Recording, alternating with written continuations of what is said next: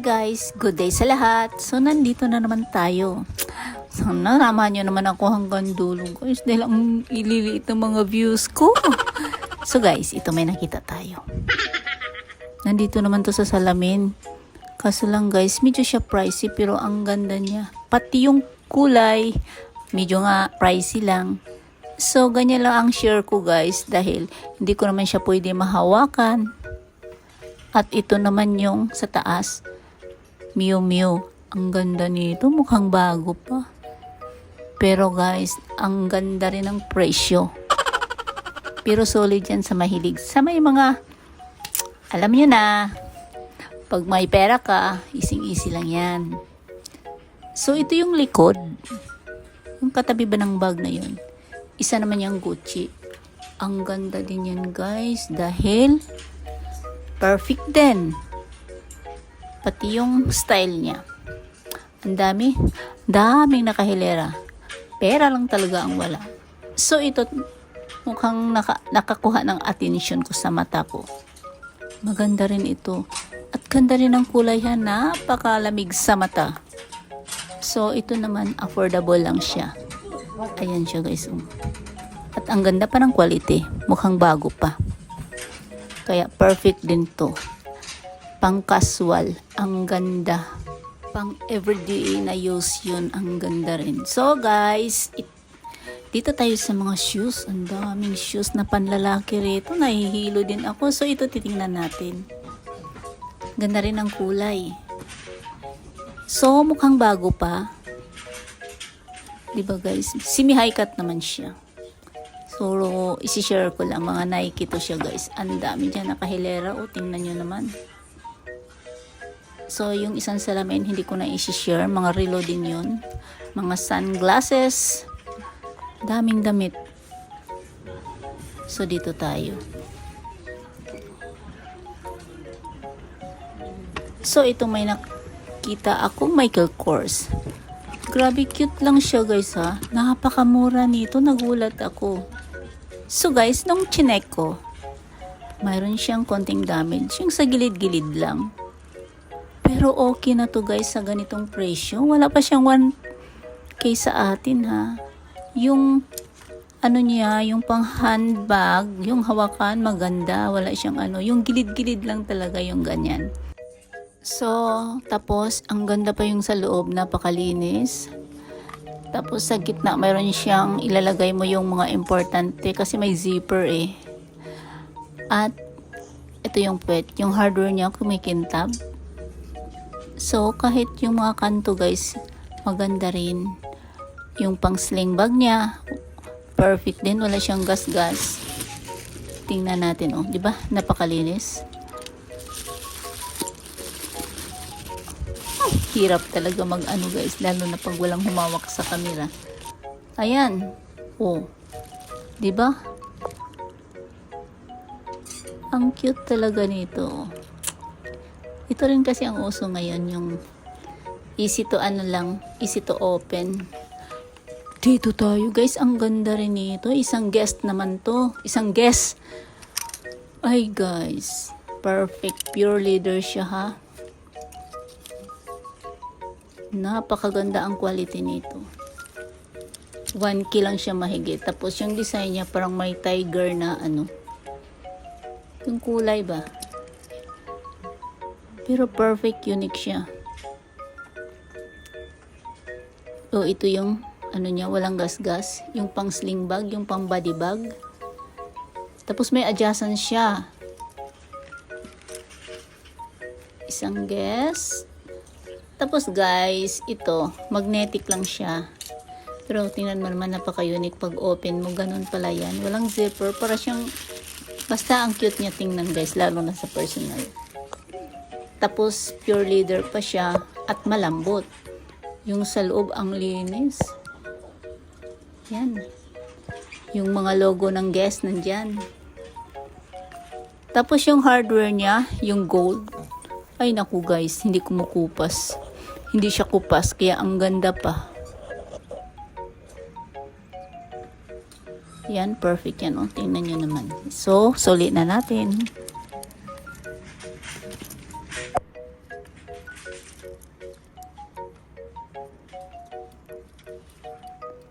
So, dito tayo sa katabi. Ito naman ang cute. Isa lang tong handbag. Pero pag nakita mo to rin sa personal, guys, ang ganda ng pagka-brown niya. Isa naman itong Nina Ricci. Diba ang cute? Pati yung hawakan niya, yung design niya. At malapad siya, guys. So, tingnan natin yung loob. Diba napakalinis? May kunting flaws lang dahil vintage to eh. At may card pa oh. Ito yung ebidensya na inaalagaan talaga ito sa may-ari. Dahil nandito pa yung certificate, yung card na Nina Ricci. Wow, galing oh. Tapos yung hardware, gold na gold. Kahit luma na, hindi siya nagkukupas. Tingnan nyo naman oh. Wow. Sa personal guys, ang ganda talaga niyan. Perfect din yan sa pang handbag guys. Kasi malambot siya.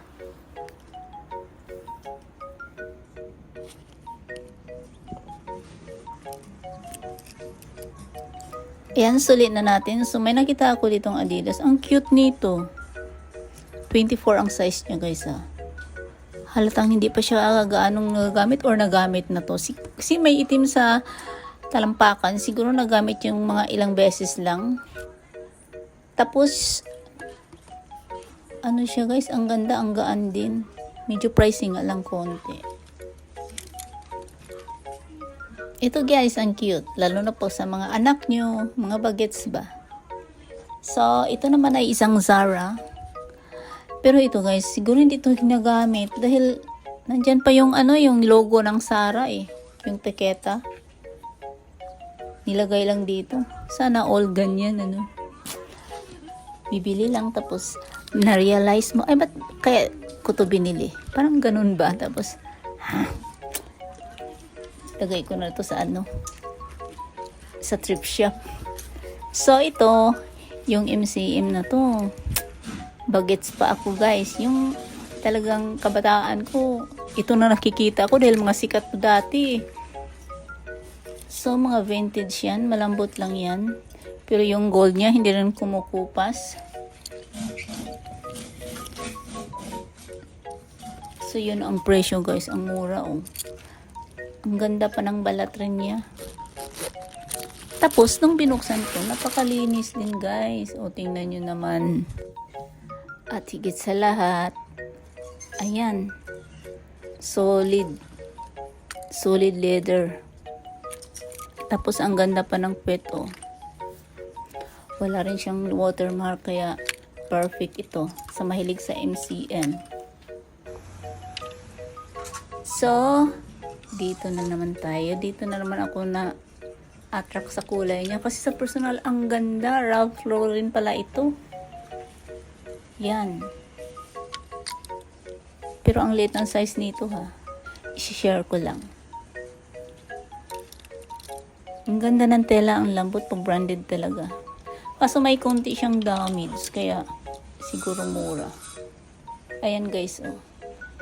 Ewan ko kung pwede pa yan hilutin. Ang ganda rin ng style. Lalo na pag skinny ka. Ganun. Tapos, ito naman guys, nahirapan talaga ako rito. Ang lambot ng leather niya. Ito naman ay isang Marc Jacobs. Guys, ang ganda ng kulay. Napaka-colorful. Magaan siya. At yung puwet niya rin malapad. At affordable din guys. Kaya ang cute. 'Di ba? Easy to open siya. Pag hinahanap mo, kita mo kaagad talaga kung anong gusto mong kukunin.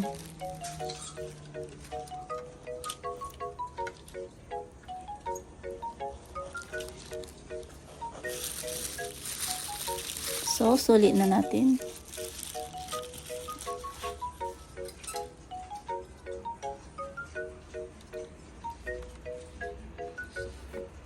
So dito na ano lang yung mata ko dahil ang daming glitters nitong shoes na to. So yun yung presyo niya. Isa pala itong Vans. Mukhang bago pa rin ito kasi yung ano niya guys, wala ring dumi. May kunting itim lang din sa talampakan. Mga ilang beses lang to nagagamit. Ang ganda pa ng kulay. Lakas makababae pink na pink.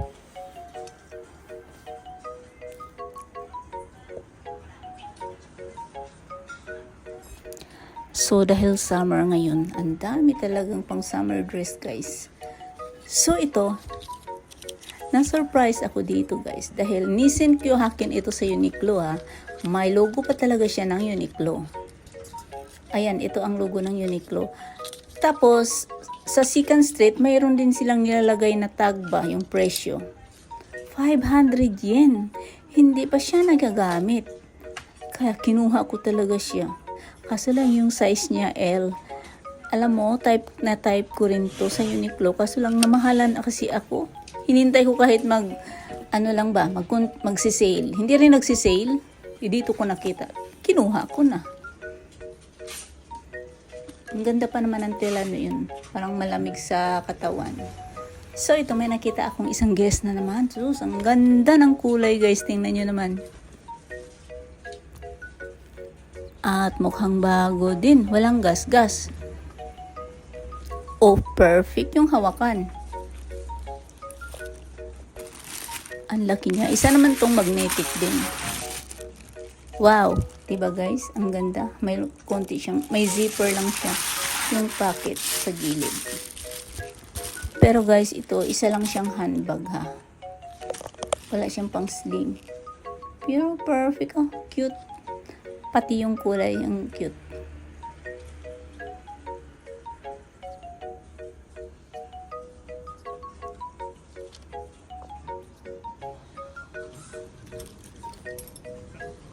So, dito tayo sa panlalaki to siya guys ha. Dito to sa side sa panglalaki. So, ito naman ay isang diesel. Ito pala medyo mabigatin konti yung solid leather kasi ito guys eh. Pero malalim siya. Hirap nito hanapin. Oh, pag nandun sa dulo ang gamit mo, talagang tanggalin mo lahat. So guys, ito. Ang ganda naman talaga to sa personal. Pero medyo may pricey din. Pang lalaki talaga. Pero pwede rin siya pang handbag. Pang handbag lang siya.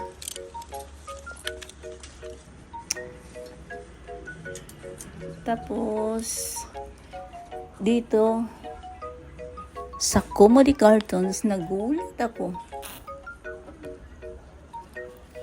Dahil parang alam mo ba yung supot, guys? Tapos, mayroon lang siyang yung transparent na mantel. Parang ganun ba? Or silopin. Tinahi, tapos nilagay. Diyos ko dahil yung presyo. Nagulat ako, paano pa kaya ito sa kung bago lang. Parang supot na may cover. Yung ganun ba ang pig?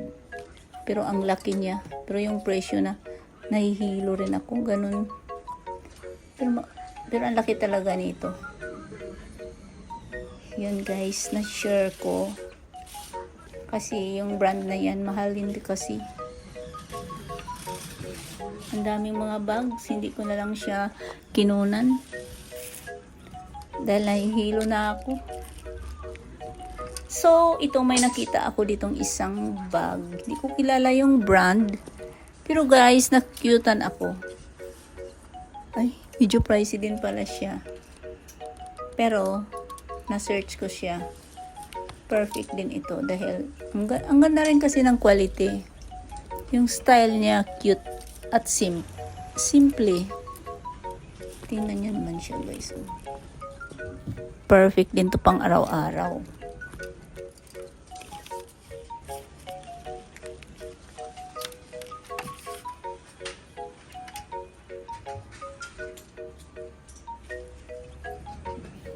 So, dito naman tayo sa kabila. Ito yung Vans. Oh, ang mukhang bago pa. Pati talampakan. Ang ganda. So, 1K mahigit dahil bago.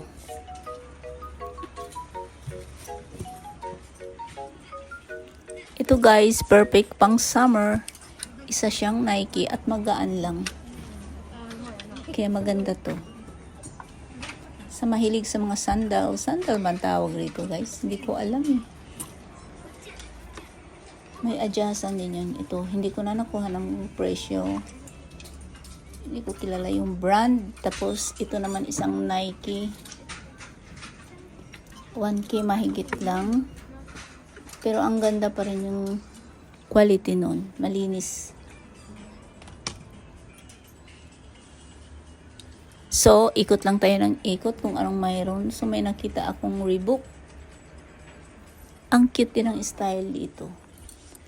Pero medyo pricey siya dahil mukhang bago pa. At ang gaan pala nito ah. Magaan siya. Ito yung uso ngayon guys. Yung mga samba.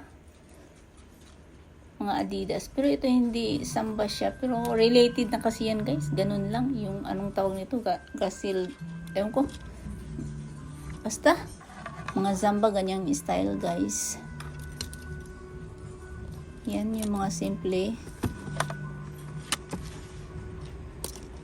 Yan ang mga presyo guys. Oh. Mga mukhang bago pa talaga yan. Mukhang hindi rin nasusuot.